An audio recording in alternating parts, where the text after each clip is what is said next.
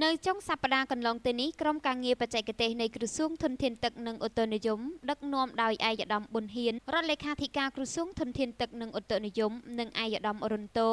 អនុរដ្ឋលេខាធិការក្រសួងធនធានទឹកនិងឧតុនិយមអមដំណើរដោយប្រធានមន្ទីរធនធានទឹកនិងឧតុនិយមខេត្តសៀមរាបព្រមទាំងក្រុមការងារបច្ចេកទេសបានអញ្ជើញត្រួតពិនិត្យស្ថានភាពនៃបណ្ដាញប្រព័ន្ធធារាសាស្ត្ររបស់បណ្ដាស្រុកមួយចំនួននៅក្នុងខេត្តដែលរងទទួលផលប៉ះពាល់ខូចខាតដោយសារទឹកជំនន់ទឹកភ្លៀងដែលហូរចាក់មកពីភ្នំគូលែន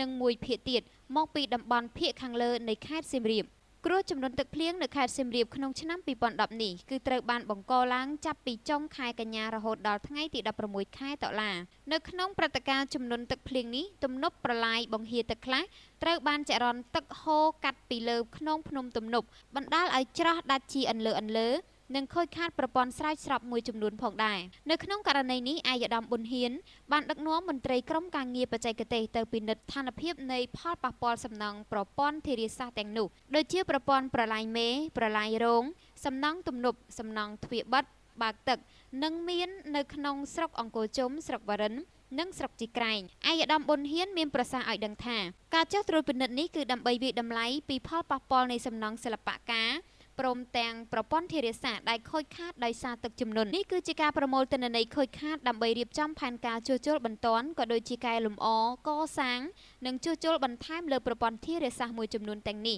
តាមបទដ្ឋានបច្ចេកទេសសម្រាប់ការធានាប្រើប្រាស់បច្ចុប្បន្នចំពោះមុខឯកឧត្តមបានបញ្ជាក់ថាទិន្នផលប៉ះពាល់ទាំងនេះនឹងត្រូវបានកសាងជារបាយការណ៍ដាក់ជូនឯកឧត្តមរដ្ឋមន្ត្រីក្រសួងធនធានទឹកនិងឧតុនិយមដើម្បីពិនិត្យនិងស្នើយោបល់ពិចារណាសម្រាប់ឯកឧត្តមបានវិតម្លៃថាផលប៉ះពាល់នឹងការខូចខាតប្រព័ន្ធធារាសាស្ត្រនៅខេត្តសៀមរាបក្នុងព្រឹត្តិការណ៍ជំនន់ទឹកភ្លៀងឆ្នាំនេះគឺតិចតួចប៉ុណ្ណោះនៅក្នុងសម្រងរបាយការណ៍ការខូចខាតប្រព័ន្ធធារាសាស្ត្ររបស់លោកនួនច័ន្ទគ្រឹស្នា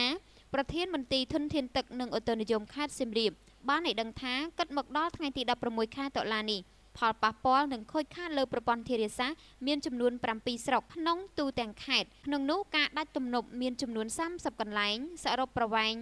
1075ម៉ែត្រទឹកហូរច្រោះលើខ្នងទំនប់មានចំនួន8កន្លែងសរុបប្រវែង1845ម៉ែត្រដាច់ផ្លូវប្រឡាយចំនួន18ខ្សែសរុបប្រវែង3102ម៉ែត្រទឹកហូរលើភ្លឺប្រឡាយ15ខ្សែសរុបប្រវែង51000ម៉ែត្រនិងសំណង់សិល្បកម្ម5កន្លែងរងការខូចខាតបន្តិចបន្តួច